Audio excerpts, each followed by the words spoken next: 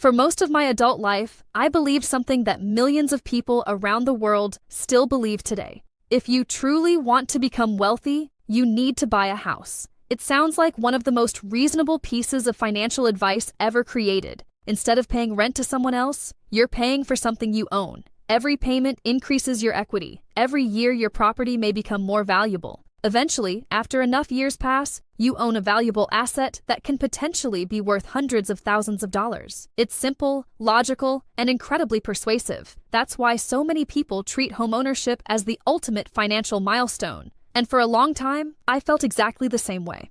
I still remember the excitement I felt when I bought my first home. Walking through the front door felt different than walking into any rental property I had ever lived in. There was a sense of pride that is difficult to describe unless you've experienced it yourself. The walls belonged to me. The floor belonged to me. Every room represented something I had worked years to achieve.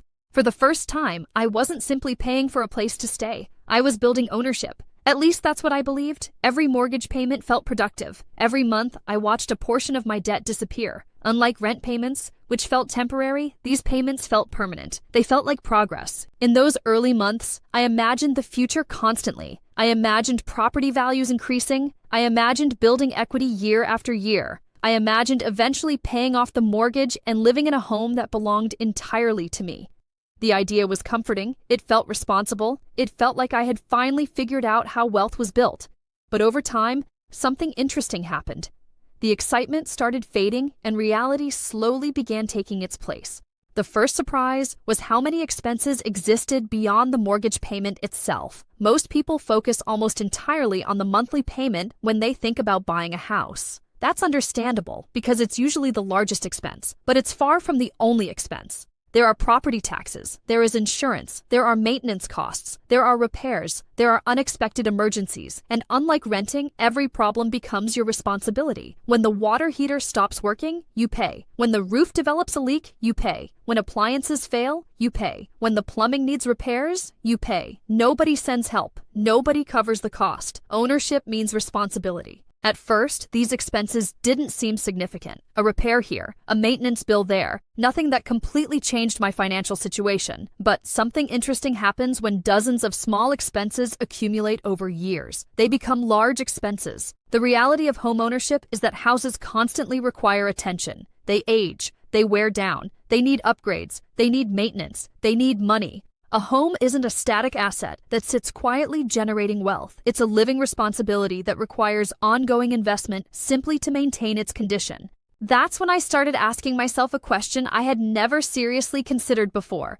Was my house actually making me wealthy, or was it simply creating the appearance of wealth? The question wasn't easy to answer because real estate is complicated. Unlike a savings account, the value isn't immediately visible. Unlike stocks, you don't receive constant updates. Much of the value exists on paper. And while property values often increase over long periods of time, they don't always move in a straight line.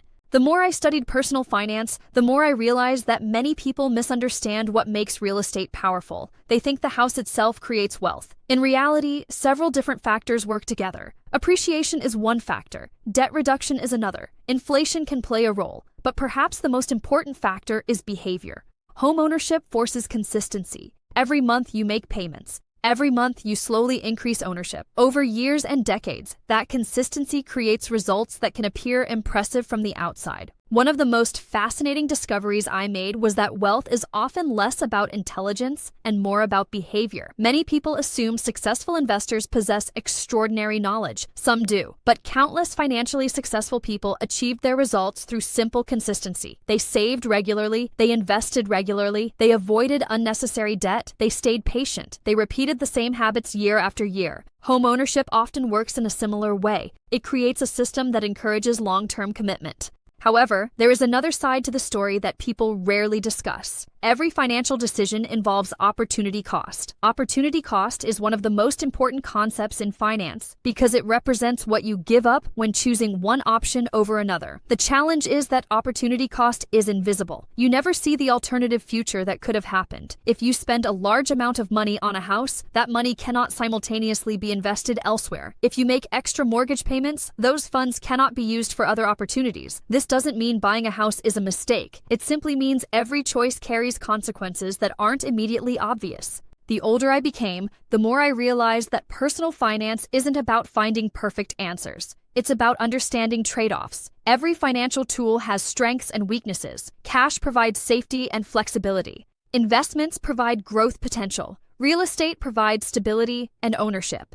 Problems begin when we expect one tool to accomplish everything. Many people expect a house to provide shelter, generate wealth, eliminate financial stress, and guarantee future security all at the same time. That's a tremendous amount of responsibility for a single asset. What eventually changed my perspective was understanding that my house had a specific job. Its primary purpose wasn't making me rich. Its primary purpose was providing stability. It gave me a place to live. It protected me from rising rents. It allowed me to build ownership over time. Any appreciation was simply an additional benefit. Once I stopped viewing my home as a magical wealth-building machine, I started appreciating it far more. The house wasn't failing. It was doing exactly what it was designed to do.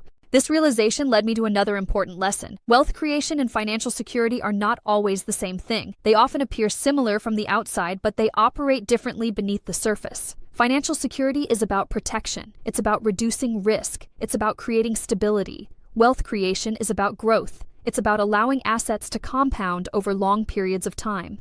The most successful financial plans usually include both. They include assets designed to protect and assets designed to grow. Looking back now, I understand why so many people love homeownership. The emotional benefits are real. The sense of stability is real. The pride of ownership is real. These things matter. Money isn't simply about mathematics. It's also about how we feel. A financial plan that creates constant anxiety is difficult to maintain. A home can provide comfort, confidence, and a feeling of control that cannot be measured on a spreadsheet.